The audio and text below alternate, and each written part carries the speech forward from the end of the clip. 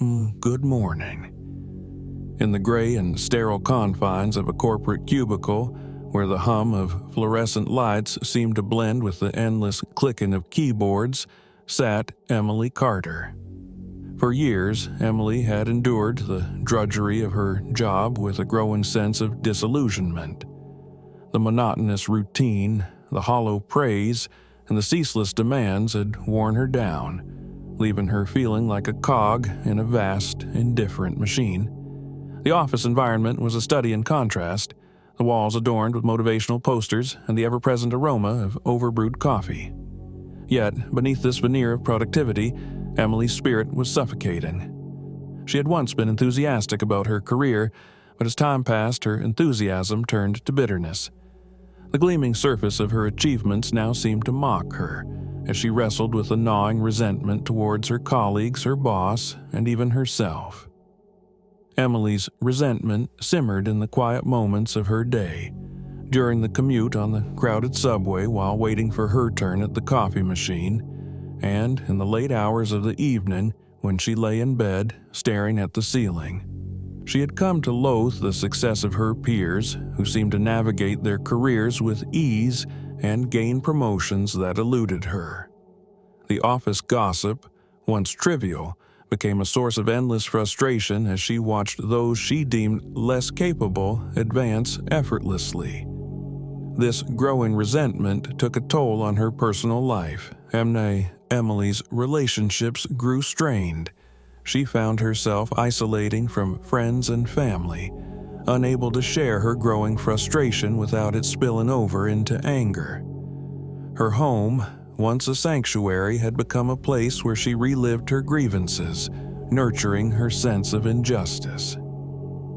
It was during one particularly dreary Monday morning, as the rain tapped incessantly against her office window, that Emily encountered a turning point. As she sat in a meeting, her mind wandered to a book she had recently picked up, The Dawn of Self-Liberation. The book, with its provocative ideas on personal empowerment and the nature of resentment, had initially seemed like another self-help cliché. But, in the light of her growing disenchantment, the words began to resonate with a profound clarity. The book spoke of resentment as a form of self-imposed imprisonment. It described how individuals, unable to attain power or control over their circumstances, often projected their dissatisfaction onto others, creating a cycle of envy and bitterness. This cycle, it argued, not only kept them stagnant but also blinded them to their own potential for change. Emily's awakening was slow but transformative.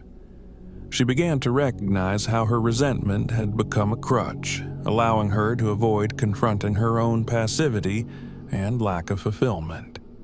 She started to question the narratives she had built around her unhappiness. Were her colleagues truly the source of her discontent, or was it her own unwillingness to break free from her stagnant situation? Taking these insights to heart, Emily embarked on a journey of self-discovery and change. She started by setting small, actionable goals to regain a sense of agency in her life. She enrolled in an evening course on creative writing, a field she had always been passionate about but had never pursued. The act of writing, of creating something from scratch, became a source of joy and self-expression. Emily also began to reframe her interactions at work. Instead of viewing her colleagues as rivals, she started to see them as individuals with their own struggles and ambitions. She practiced gratitude for the skills and experiences she had gained, rather than focusing on what she lacked.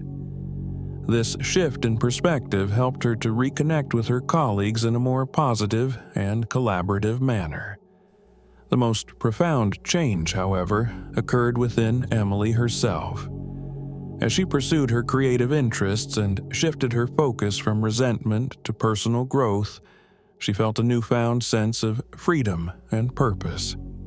Her evenings were no longer filled with the heaviness of her grievances, but with the satisfaction of her creative pursuits and the joy of rediscovering her own passions.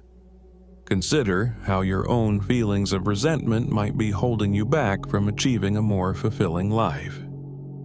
Today, identify one area in your life where you feel envious or bitter. How can you shift your perspective to focus on